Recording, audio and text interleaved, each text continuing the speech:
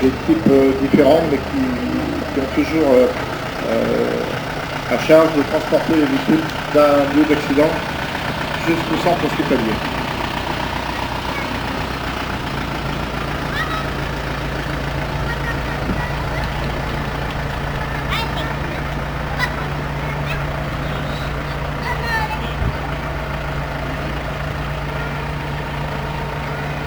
Derrière la deuxième VSAV, nous verrons un véhicule de liaison du service de santé de secours médical. Dans ce véhicule se déplacent des médecins ou des infirmiers de sapeurs-pompiers qui viennent aider leurs collègues sapeurs-pompiers sur les accidents, sur toute intervention pour secours à personne qui est nécessaire.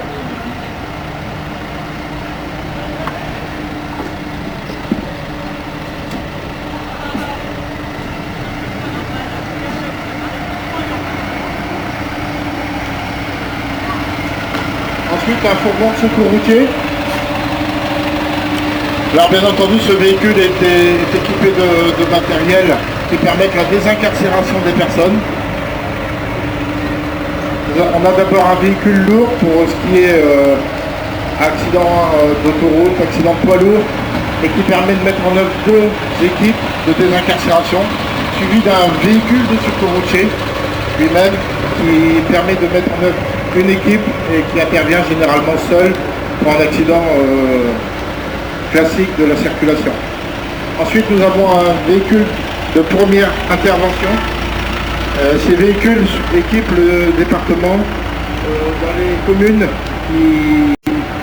dans lesquelles on trouve des vieux quartiers, des quartiers anciens, tels que le centre-ville d'Arras, Boulogne-sur-Mer, la vieille ville ou la vieille ville de Saint-Omer.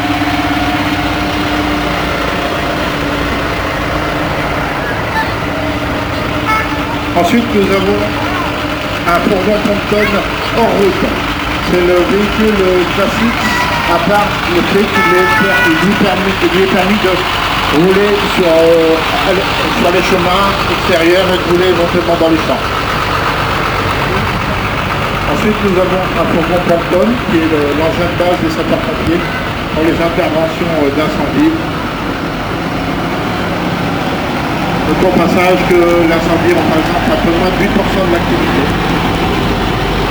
Et que 80% de l'activité des sapeurs-pompiers est liée au secours à personne. Ensuite viennent les moyens élévateurs. Le premier est un véhicule qui vient d'arriver dans le département, qui vient d'être affecté. C'était le véhicule qui a une échelle automatique de 30 mètres. De marque Pagérus,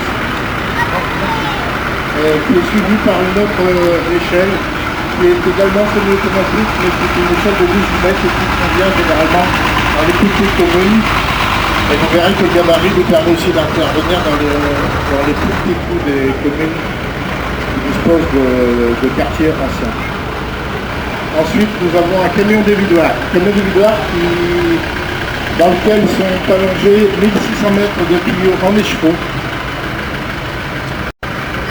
Des tuyaux de sang, évidemment, qui lui permettent d'alimenter deux engins pompe à 800 mètres ou à un seul à 1600 mètres. Suivi d'un camion citerne pour les feux de poiret, qui participe beaucoup pour les feux de sang aussi également par ici. Ils ont été relativement nombreux cet été. C'est un véhicule qui est réellement un véhicule tout-terrain et qui peut emmener ces 6 000 litres d'eau un peu partout dans la campagne. Ensuite, un véhicule d'intervention diverses. Des véhicules d'usage qui nous permettent justement d'intervenir pour les interventions diverses. Donc les GEP qui ont été aussi nombreux cette année pour les équipements de câbles, les assèchements, la reconnaissance, les opérations de tronçonnage. Ensuite, on a un véhicule qui tire une embarcation pour les eaux intérieures, pour le sauvetage en eau intérieure. Le fourgon de plongée départemental. Donc, il y a tout le matériel qui utilise le plongeur lors d'intervention. Ensuite, un véhicule hors chemin également, le Land Rover sur lequel il tire une embarcation de sauvetage et de reconnaissance et de sauvetage côtier. N'oublions pas que le département du Pas-de-Calais a pas moins de 120 km de côte et que le sauvetage côtier a pris une ampleur également relativement importante dans le département. Ensuite, nous avons un véhicule qui est également récent sur la cellule de sauvetage d'éléments dans laquelle on va retrouver tout le matériel de personnel, de reconnaissance, de recherche de victimes dans les barres d'effondrement.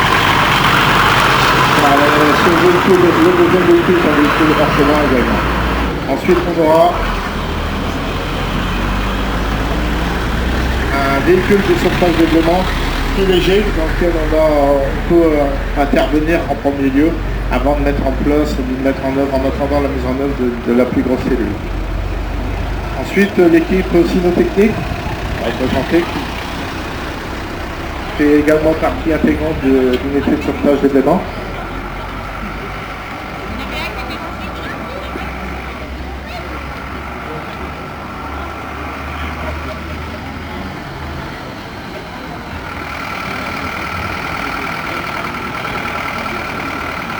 Ensuite, nous arrivons dans les véhicules qui interviennent pour les risques technologiques.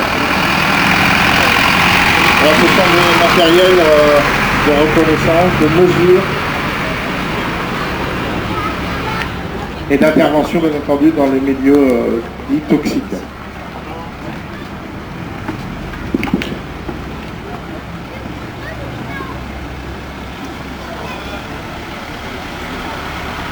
Ensuite, l'unité GRAP, groupe d'intervention en milieu périlleux. On n'a pas vu défiler à pied, qui est en train actuellement de préparer des manœuvres qui auront lieu cet après-midi sur la place de la mairie. Donc ça, il s'agit du véhicule qui leur permet d'emporter tout leur matériel, qui leur permet de descendre, de remonter une victime. Alors l'unité GRAP intervient également avec l'hélicoptère de la sécurité civile, en 62. Ensuite, suit un véhicule de réserve d'air comprimé qui permet qui sert de soutien logistique pour les interventions de longue durée et dans lesquelles sont utilisés les appareils respiratoires isolants. Ensuite, une cellule émetteur, voilà, pour tout ce qui est feu d'hydrocarbures qui intervient généralement, tout ce qui est feu d'industrie, etc.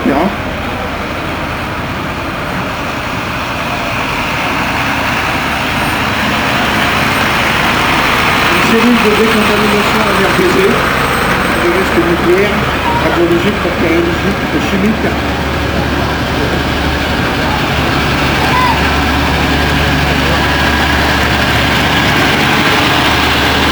Une cellule débudoir, qui est portée en cellule sur un porteur lourd, avec 4000 mètres de tuyaux de sang, qui sont pliés également des chevaux.